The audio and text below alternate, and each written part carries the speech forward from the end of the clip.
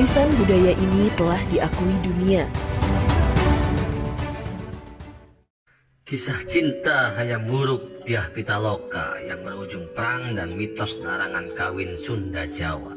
Raja Majapahit, Hayam Wuruk yang tengah jomblo, tergila-gila dengan peras ayu seorang putri Sunda yang sangat tersohor kecantikannya seantero Pulau Jawa kala itu. Cerita berawal, Hayam Wuruk memerintahkan beberapa juru gambar menuju kerajaan-kerajaan bawahan dan kerajaan tetangga. Hingga suatu ketika kabar kecantikan putri Raja Sunda bernama Dyah Pitaloka secara resmi sampai ke Majapahit.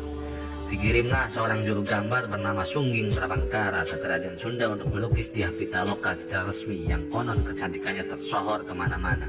Di Sunda inilah para juru gambar melukiskan kecantikan wajah Dyah Pitaloka secara resmi. Sekembalinya Prabangkara ke Majapahit, ditunjukkanlah lukisan juru gambar ini kepada Hayam Wuruk.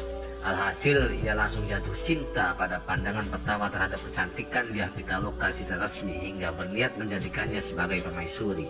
Atas restu dari keluarga kerajaan, Hayam Wuruk mengirimkan surat kehormatan pada penguasa Sunda, Maharaja Linggabwana Wisesa, untuk meminang sang putri Dyah Pitaloka secara resmi. Gayung pun bersambut. Sang Raja Sunda menerima pinangan tersebut dan siap untuk mengantarkan sang putri ke Majapahit untuk melakukan prosesi pesta perkawinan.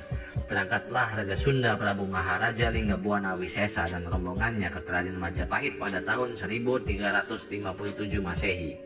Rombongan itu tiba di Majapahit setelah melayari Laut Jawa. Setibanya di tempat tujuan, rombongan kerajaan Sunda mendirikan pesanggrahan di lapangan Bupati bagian utara Trowulan, ibu kota Majapahit. Mereka menantikan jemputan dari pihak Majapahit serta upacara kerajaan yang pantas layaknya sebuah pernikahan kerajaan. Mengetahui itu, Hayam Wuruk langsung memerintahkan Mahapati Gajah Mada untuk menjemput rombongan keluarga kekasihnya itu. Saat di pesanggrahan itulah konflik bermula. Gajah Mada menyambut para tamu dengan caranya sendiri. Ia meminta kerajaan Sunda tunduk pada Majapahit sebelum pertemuan antara Linggabwana dan Hayam Wuruk. Mahapati Gajah Mada menginginkan putri Sunda sebagai hadiah persembahan atau upeti. Hal ini dilakukan Gajah Mada karena ia ingin memenuhi sumpah palapa yang dibuatnya pada masa sebelum Hayam Wuruk naik tahta.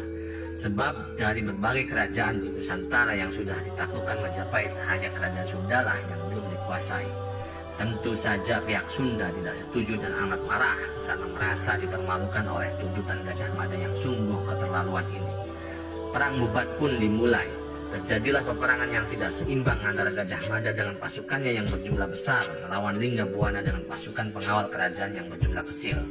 Perang tersebut berakhir dengan gugurnya Linggabwana beserta keluarga kerajaan dan seluruh pasukan Sunda yang hanya disisahkan Dyah Pitaloka secara resmi. Namun, dalam kesedihan dan hati yang remuk redam, sang putri Dyah Pitaloka melakukan bunuh diri untuk membela kehormatan dan harga diri negaranya.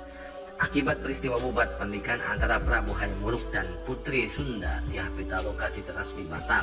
Hayam Wuruk pun meratapi kematian wanita yang dicintainya. Akibatnya, Patih Gajah Mada dicopot dari jabatannya dan diasingkan lantaran dianggap berkhianat. Tragedi ini sangat merusak hubungan antara kedua kerajaan yang berakibat permusuhan hingga muncul mitos orang Sunda dilarang kawin dengan orang Jawa. Aduh, dan mitos ini sampai sekarang masih ada yang percaya.